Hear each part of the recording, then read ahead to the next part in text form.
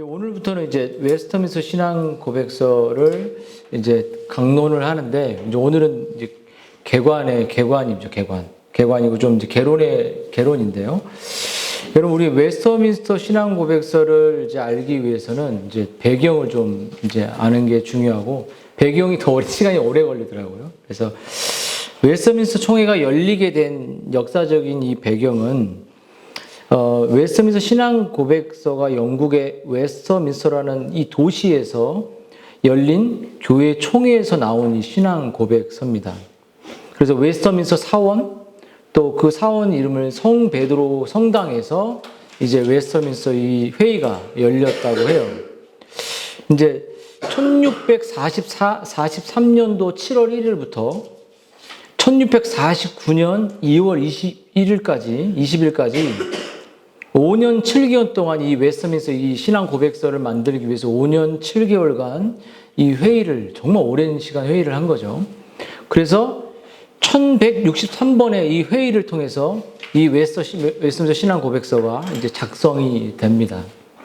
근데 이 회의를 한 시기를 보면요, 루터가 1517년에 종교 개혁을 하고, 그 다음에 이제 약 100년 뒤에 이 회의가 열린 걸 볼 때 계속적인 종교 개혁이 이제 계속 이제 시작되고 있는 시점에서 너무나도 여러 군데서 한쪽은 성공회, 한쪽은 알미니안, 또 여러 사상들이 그 안에 있을 때 교리와 정치와 예배의 모범을 정하기 위해서 이 회의가 필요했다는 사실을 급작스럽게 생긴 게 아니라 이런 논쟁들을 통해서 이제 이단들도 많이 나오고 할 때 이 회의가 이제 시작된 거죠.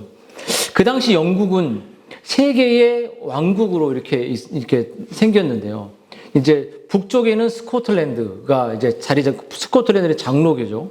그리고 남쪽은 잉글랜드는 성공회의 길로 가게 됩니다. 그리고 서쪽은 아일랜드, 이쪽은 완전히 로마 카톨릭으로 가게 돼요. 그래서 이제 이 세계의 영국 안에 세 왕들이 있고, 문화가 다르고 또 종교의 색깔도 다르기 때문에 이것을 하나로 적용시키고 만드는 게 되게 어려움이 있었어요. 계속 카톨릭으로 가고 여러 가지 어려움이 있었죠. 그래서 이 아일랜드는 이제 종교 개혁을 받아들이지 못해서 로마 카톨릭으로 가게 되고, 스코틀랜드는 장로교, 또 잉글랜드는 성공회를 받아들이게 됩니다. 그래서 우리는 좀 알아야 될 게 뭐냐면, 종교 개혁의 긍정적인 이제 영국의 왕들이 있어요. 왕들이 뭐냐면, 이제 헨리 8세, 1491년도에 헨리 8세는 이제 로마 카톨릭과 결별해서 이제 종교 개혁, 개신교를 좀 더 우호적으로 대우를 하고요. 에드워드 6세 같은 사람도 영국의 종교 개혁의 꽃을 핀 사람입니다. 그리고 엘리자베스 1세도 다시 종교개혁을 이제 이렇게 돕죠.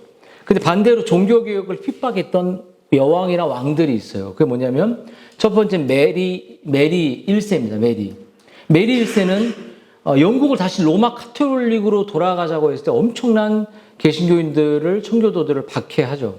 그리고 제임스 1세도 이제 교회를 정말 제대로 서지 못하는 방향으로 갑니다. 그리고 우리가 지금 이제 웨스터민스터 신앙 고백서에서 당대의 왕은 찰스 1세죠. 그래서 국가가 교회를 통치하는 입장에서 카톨릭의 입장에 서게 됩니다. 이 찰스는. 그래서 카톨릭 쪽에서 국가가 교회를 통치하는 그러한 것에 이제 왕권을 강화시키는 일을 했죠. 여러분, 이런 영향 속에서 1920년에 청교도들이 이제 영국을 떠나 미국이라는 신대국으로 간 사건도, 이때 박해 때 일어난 이 메이플라워 당한 이 사건도 여기 있는 거죠. 청교도들도 교리와 예배와 교회의 정치 등 성공회냐, 장로교회냐, 이런 것을 짓기 위해서 지금 이제 웨스터민스터 신앙의 회의가 일어난 겁니다. 근데 이 웨스터민스터 회의의 핵심은 뭐냐면요, 왜 회의를 한 것인가? 그것은 성경을 중심으로 교회가 어떻게 나아갈 것인가에 대한 회의였어요.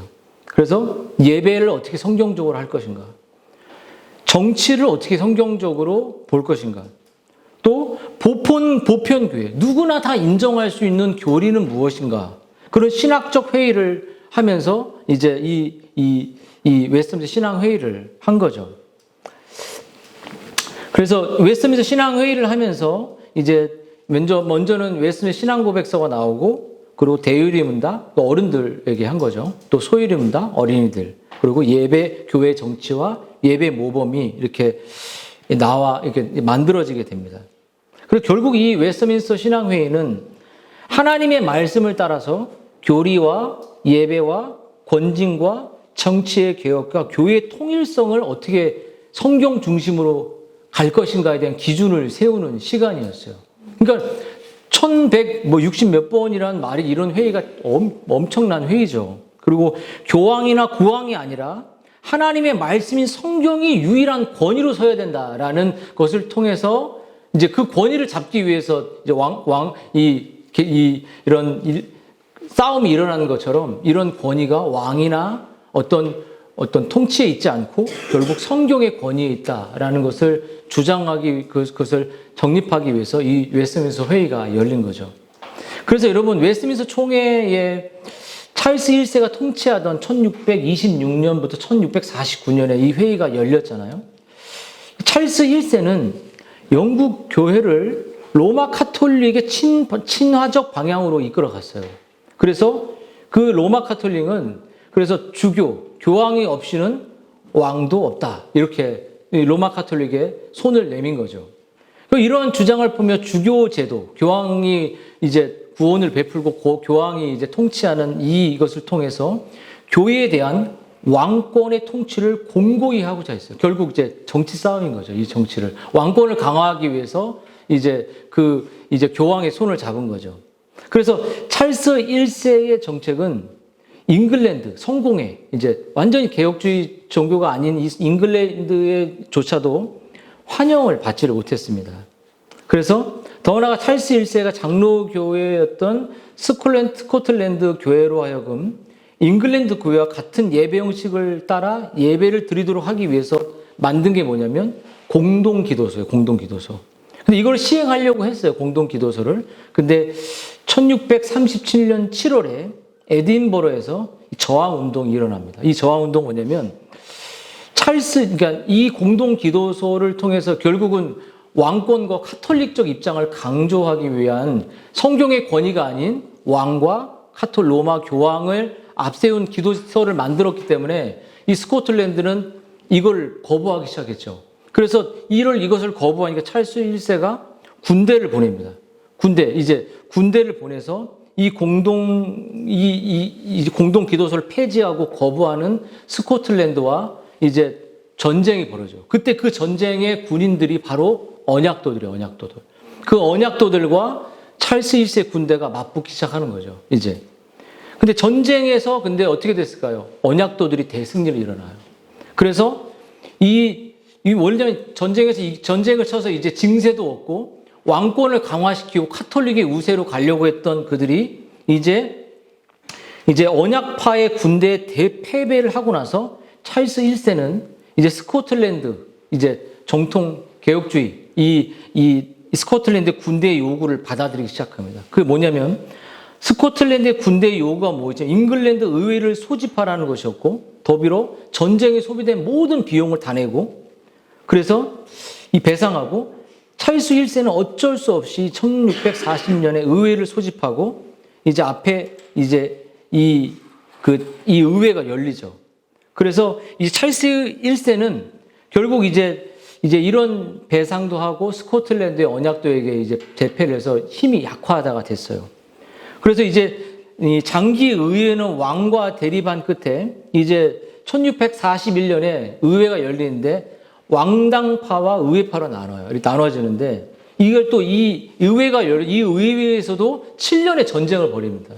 왕당파는 뭐냐면 왕권이 강화돼야 된다는 거예요. 결국 전제 군주처럼 그러니까 교회를 왕이 통치해야 된다 이런 입장에서 왕당파였고, 의회파는 왕의 정치를 반대하는 구족의 회의였는데 이걸 왕권을 전제하기 위한 이 내전이 하나가 안 되는 시간이 엄청나게 길었던 거예요, 이렇게. 그래서 7년 동안 신앙에 이런 일들이 있고 나서 의회파는 전쟁 초기에 스코틀랜드의 언약파와 동맹을, 이거 거의 영적 동맹처럼 이것을 엄숙한 동맹이라고 말해요. 엄숙한. 이 동맹이 이루어지죠. 그래서 스코틀랜드는 이 동맹을 통해서 잉글랜드 의회가 잉글랜드 교회를 스코틀랜드 교회와 장로교회로 개혁하기를 기대했어요. 근데 의회파는 후에 회중주의자 올리버 크로멜의 지휘 아래에서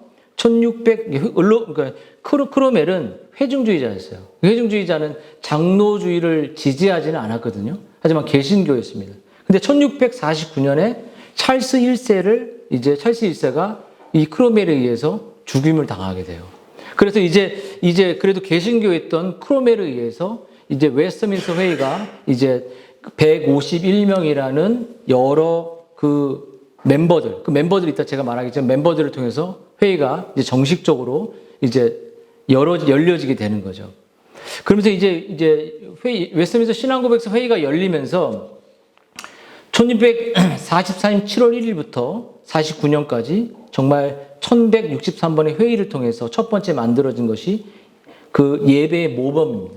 그리고 장로교회 정치규범, 그리고 신앙고백서, 대의료문사, 이런 표준 문서들이 만들어지게 돼요. 참석자는 이제 151명인데요. 여기에 보면 평신도 대표자들이 30명이었습니다. 뭐 상원, 의원, 하원 이렇게 포함해죠.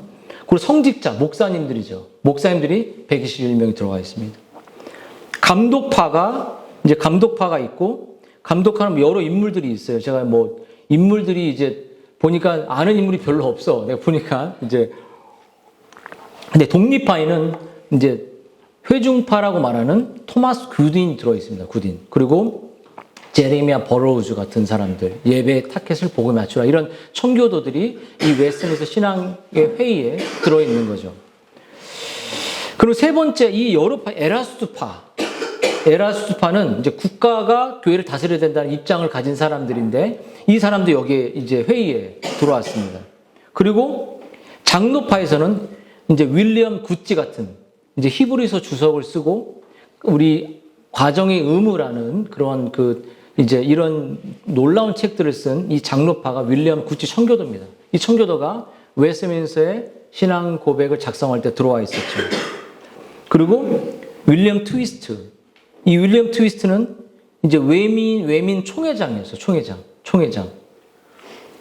그리고 스코틀랜드 장로파에서는 이제 제일 유명한 여러 명이 있지만 사무엘 루더포드라는 사람이 청교도 언약도가 이 웨스트민스터 신앙 고백서를 만드는 데 들어가 있고, 조지 길레스피 같은 사람들이 이제 에라스투스주의자들이 회의에서 국가에 대해서 말할 때 이제 한 방에 그냥 눌러버리는 아주 언변을 해버리는 신학적으로 그런 조지 길레스피가 스코틀랜드 장로파하면서 청교도의 인물이 들어가 있습니다. 그래서 이제 그 외에는 뭐 이제 토마스 구딘 뭐 여러 많은 사람들이 있는데요. 그 일정을 잠깐 얘기하면요. 결국 1643년 6월에 회의 소집령이 일어나고 1643년 7월에 회의가 웨스트민스터 교회에서 모이게 됩니다. 그리고 1643년에 엄숙한 이제 동맹 계약이 일어났고요. 1644년 8월에 신앙고백서 작성을 위해 위원회가 임명이 됩니다. 그리고 1644년 12월에 이제 교회 정치 양식의 최종 자료가 보고되고 45년 1월에 이제 공예배를 위한 지침서가 만들어져요. 그리고 1646년 12월에 신앙고백서가 완성이 되어 의회에 제출됩니다. 그리고 47년에 이제 신앙고백서의 성경의 인증이 의회록에 제출되고 47년 8월에 이제 고백서가 스코틀랜드 교회 총회에서 인정하게 됩니다. 그리고 47년 10월 대의리 문답서가 만들어지고 11월에 소유리 문답서, 그리고 48년 4월에 요리 문답서가 최종적으로 의회에 제출이 되죠.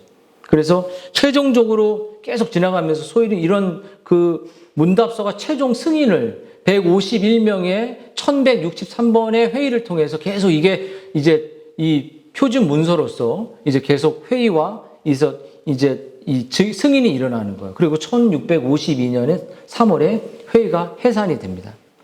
여러분, 이 회의의, 웨스트민스터 회의의 성격은 뭐냐면, 정말 1163번이라는 거는 그냥 모인 게 아니라 아주 최고의 석학들이 모인 거예요. 그 회의를 몇 번 모인 게 아니라. 그래서 박윤선 박사님이 이런 말을 했어요. 그들은 가장 정확하고 명확한 바른 진리를 찾기 위해 많은 기도를 하였는데, 어떤 때에는 회의가 진행되는 도중에 2시간, 3시간 기도를 하여 제정하였고, 교회 역사에서 보기 드문 성스러운 회의에서 작성한 거예요. 그러니까 막 회의하다가 2시간 기도하고, 그 기도문이 또 이제 교리의 문답으로 채택되는 이러한 일들을 한 것이 막 정말 그냥 죽구 난방으로 한 것이 아니라 이런 일을 한 거죠. 그래서 여기서 보면 이게 회의의 성격에서 트위스 박사가 간단한 기도로 시작한 후에 이제 마셜이라는 씨는 가장 거룩한 기도로 2시간을 기도해요. 그리고 회의에 참석한 회원들은 이 기도를 듣고 죄에 대한 놀라운 각성, 사람들이 죄에 대한 각성과 깨달음과 감동이 일어나죠. 그리고 에로스미스라는 씨가 1-2시간 동안 설교하다가 또 시편 찬송을 부르고 또 이름이 너무 많아요. 또 2시간 기도하고. 너무 지겨울 것 같은데 2시간 기도 회의 이렇게 또 회의 또 이렇게 시편 찬송을 부르고 또 잠시 동안 있었던 죄를 고백하고 이런 계속 끝없는 죄에 대한 각성이 있는 상태에서 회의가 계속적으로 자신의 인본주의적 생각이 들지 않고 회의하고 회개하고 찬송하고 이것을 통해서 이 웨스트민스터 문서를 회의하면서 작성한 것이에요. 그냥. 여러분, 그러면서 이날은 영국에서 본 가장 아름다운 스위트한 날이다라는 평가를 하고 있습니다.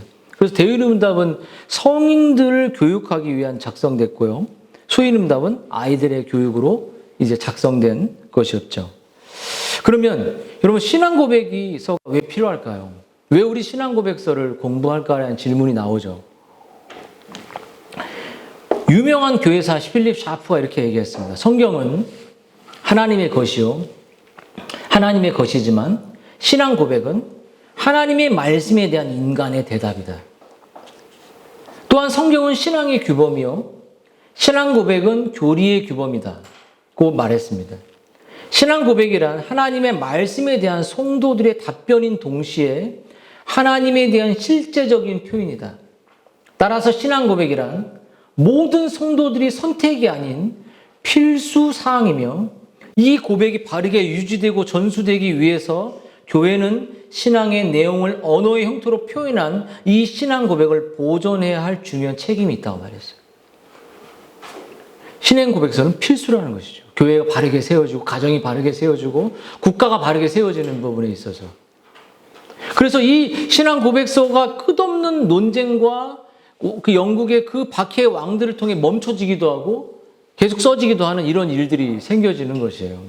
국가가 다스리고. 그리고 오늘 우리가 마태복음을 읽었을 때, 야, 베드로야, 내가 누구라고 말하냐라고 말할 때, 더러는 에릴리야요, 세례 요한이요, 예레미야라 이렇게 말하면서 이렇게 말을 했죠. 근데 베드로가 그때 주는 그리스도요, 살아계신 하나님의 아들이시다라고 고백했죠. 그러자 주님은 바요나 시몬아, 내가 복이 있다.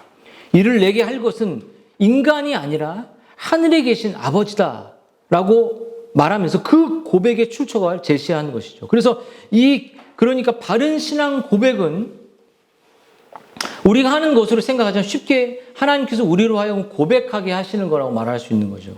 그래서 이 반석 위에 교회를 세운다는 것처럼 바른 신앙의 고백과 바른 신앙의 진리 위에 교회는 세워져 있는 게 진짜 교회라는 거예요. 근데 우리가 이 합동 측에서 우리가 다 이 고신, 이 합신 이런 데 다 이런 이 헌법의 이 웨스트민스터 표준 문서를 신앙 고백, 표준 문서, 우리의 신앙 고백으로 하지만 교회에서 이걸 가르치지 않는다는 거죠. 그러면 이것을 가르치지 않고 이것을 배우지 않고 이것을 통해 교리, 성경을 이해하려고 하지 않는다면 바르게 잘못된 이해로 갈 수 있다는 거예요. 표준 문서로 정해놨다는 건 완전히 완벽하다는 것입니다. 오류를 찾을 수 없는 문서로서 완벽성에 있다는 거죠. 근데 이것을 안 가르치고 다른 거로 가르친다라고 말할 때 오류투성인 거예요. 왜냐하면 교단에서 합동측 헌법, 고신 헌법, 또 합신 헌법에 이 표준 문서를 든 건 이 표준 문서의 근거에서 성경을 해석해라는 거죠. 그렇죠? 이 표준 문서를 장로교에서 잘 안 다루고 있죠. 그래서 여러분, 이 사도들의 선지자의 터 위에 세운다는 이 외민의 신앙 고백의 표준 문서 위에 교회는 세워진다는 그런 뜻이죠. 그래서 이런 성경적 이해를 바탕으로 정통 교회는 초대교회부터 이제 초대기 시대부터 교회 신앙을 공적으로 대변할 만한 신앙 고백을 작성하는 일에 심혈을 기울일 수밖에 없어요. 그때 초대교회 가장 먼저 만들어진 신앙 고백이 사도신경입니다. 사도신경. 그리고 16세기, 17세기의 종교개혁 시대에 이제 이 거짓 신앙들이 너무나도 많이 나오고 이단들이 너무 많이 나오면서 여러분, 오직 말씀에 사로잡힌 종교개혁자들은 거짓 신앙과 거짓 확신의 도전과 오류로부터 참된 신앙의 정신을 보존하고 후대에 계승하기 위해 아주 체계적이고 정밀한 형태의 신앙 고백을 작성하기 시작해요. 이제 외민 이후에 이 보면 오늘날 여전히 우리가 알고 있는 이제 3대 신앙 고백서라고 말하는 벨직 신앙 고백서, 또 하이델베르크 요리문답, 이제 우르시누스, 올레비아누스 이제 그 당대에 만들어졌죠. 칼빈의 제자들이. 그리고 도르토 신조의 종교개혁의 역사의 성격을 가장 선명하게 원숙하게 드러내주는 장로교의 결정적인 문서인 웨스트민스터 표준 문서가 AD 1647년에 이제 대의리 소위로 이제 예배 모범으로 이제 이게 신앙 고백서로 만들어지게 되는 거죠. 여러분, 우리가 종교개혁의 대전제는 뭐냐면 코람데오입니다. 하나님 앞에. 그렇죠? 솔레 피데. 그런 이 신앙의 대상에 대한 바르고 이제 참된 믿음과 지식을 추구하는 이 고백. 이 종교개혁에 기초한 신앙이란 성경 안에서 순수한 신앙 고백을 철저하게 추구하는 신앙인 것이에요. 로마 카톨릭의 비성경적인 가르침과 세상과 결탁한 변질된 기독교 사상에 맞서 종교개혁의 횃불을 쳐들고 있던 종교개혁자들이 고난과 박해 속에 만든 이 고백서인 것이죠. 그래서 칼빈은 이렇게 말했어요. 종교개혁자 칼빈은 교회가 완전히 부패했을 경우, 그러니까 교회가 완전히 부패하고 완전히 로마 카톨릭의 장악될 때의 경우에 공유를 제외하고는 신앙 고백은 결코 포기된 적이 없는 기독교의 전통이라고 그랬어요. 그러니까 신앙 고백서는 교회가 타락했을 때 고백하지 않는 그 버려지고 관심 없게 되는 고리타분한 문서가 된 것이고, 교회가 부패하지 않았을 때는 이 웨스트민스터 신앙 고백서 표준 문서는 우리에게 늘 가르쳐졌다는 것이죠. 여러분, 지금의 이 교회에서 이 표준 문서를 우리가 배웁니까? 배우지 않습니까? 한국 교회가 잘 안 배우죠. 거기 배웠습니까? 안 배웠어요? 현장에는 웨스트민스터 신앙 고백서. 소일입니다. 이런 걸 배울 수 있죠. 그래서 이제 제가 이제 로이 존스 교리 강좌를 하다 보니까 부족한 부분들이 많이 발견돼요. 그래서 이 신앙 고백서는 기독교의 전통이고 뿌리요 표준이에요. 그래서 신앙 고백은 성도의 신앙을 하나로 묶어주는 진정한 교회의 일치의 천병이며 세상과의 이단과 거짓의 교회들을 분별할 수 있는 참된 신앙 고백의 내용들입니다.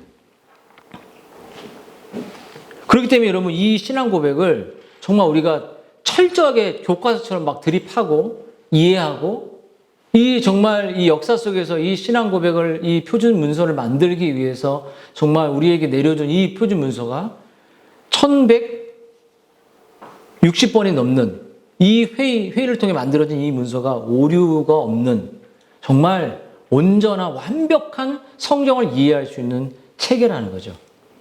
근데 웨스트민스터 이 신앙 고백서의 탁월성이 뭘까요? 왜 우리가 이걸 배워야 되는 이유도 알았지만 이 탁월성은 웨스트민스터 신앙 고백서를 읽어본 사람들 아마도 이 고백서가 놀라울 정도로 정확하고 포괄적인 성격을 띠고 있는 사실을 발견하게 되는데요. 웨스트민스터 신앙 고백서는 엄밀하고 신학적 체계 아래 거룩한 진리를 조직적으로 설명하고 있는데요.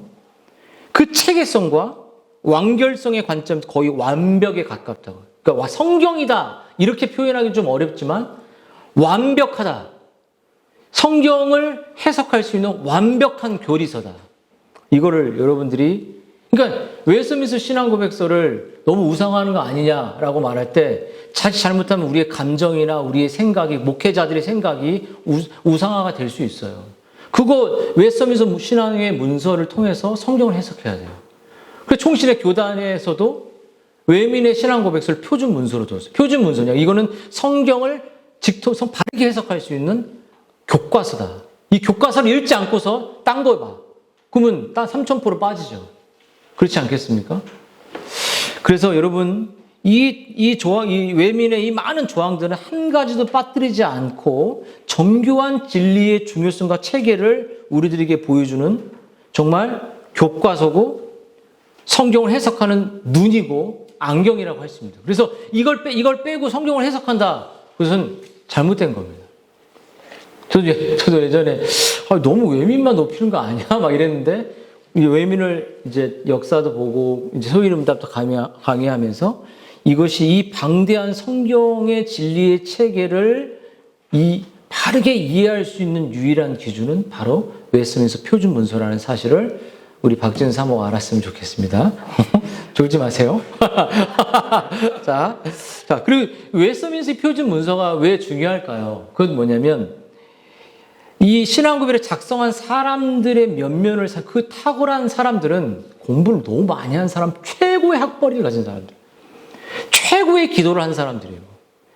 너무나도 학자 수준의 이미 하원 의원일지라도 그 신학자의 수준을 가진 사람들이 여기에 다 이 면밀하게 기도문이 그 교리서로 채택되잖아요. 그리고 이 탁월한 지식과 능력을 갖춘 목회자와 학자들이었고 그 시대의 교회를 혼란에 빠뜨렸던 논쟁의 이단들을 논박하고 그 이단들을 이겨내기 위해서 이단들을 분별하기 위해서 이 웨스트민스터 신앙 고백서가 공통된 보편 사도들이 말했던 보편 진리를 여기에 담자 해서 만들었기 때문에 이걸 알아야지 이단을 분별할 수 있습니다. 이단을. 그래서 그때 여러분 가장 심각한 이단은 로마 카톨릭에 따르는 펠라기우스주의, 알미니우스주의, 그리고 도덕 폐기론자, 소시니안주의. 소시니안주의는 반삼위일체로 예수 그리스도의 신성을 부인하는 사람들이에요. 이것들을 분별해낼 수 있는 기준이 바로 웨스트민스터 표준 문서였다는 거예요. 놀랍지 않습니까? 별로입니까?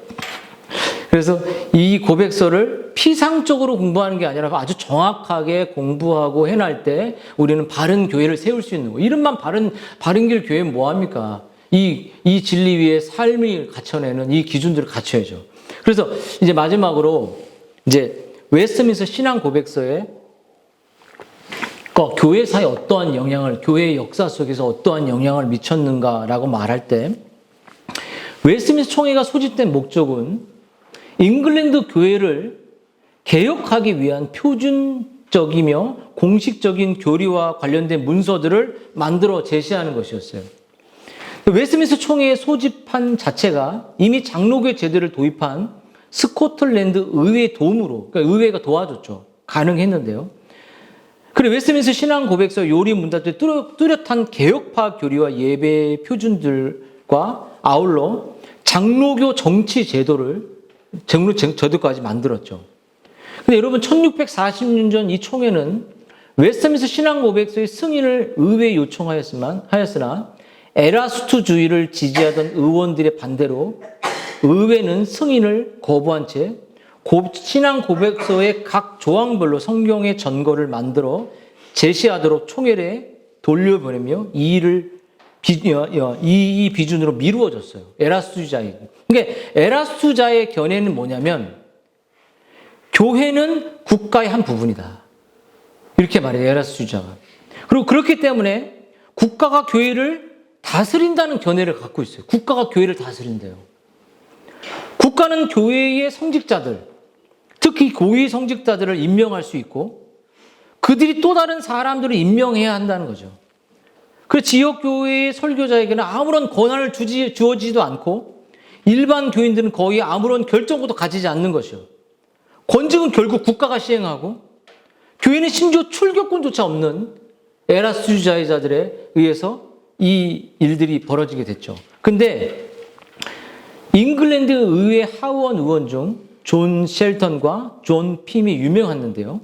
학식이 풍부하던 존 쉘턴이 총회 석상에서 에라스주의를 주장하다가 스코틀랜드 총대였던 조지 길레스피라는 사람이 1614년, 1648년에 그 반론의 할 말을 잃어버린 사건은 웨스트민스터 총회의 유명한 사건이래요. 완전 논박을 해버린 거죠. 어떻게 교회가 국가가 교회를 지배하냐라는 말을 이렇게 강하게 반박하죠.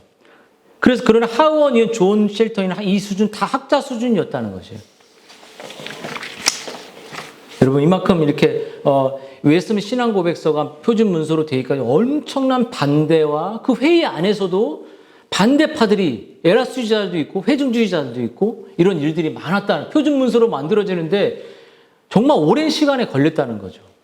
그래서 다시 1658년에 크로멜이 죽고 제임스 2세가 다시 그 왕권을 차지할 때 또 카톨릭으로 회귀하게 되면서 웨스트민스터 신앙 문서는 또 한 번 묻혀지게 됩니다. 그래서 이제 1690년도에 다시 이제 인정하게 되죠. 근데 여러분 웨스트민스터 신앙 고백서는 침례교도들 또 이제 침례교도들은 그 유아 세례를 반대하거든요. 유아 세례를 반대하기 때문에 웨스트민스터 표준 문서를 좀 받아들일 수 없었음에도 불구하고 유아 세례를 제외한 정치를 제외한 나머지 모든 교리를 표준 문서로 받아들였어요. 그 대단한 일이죠.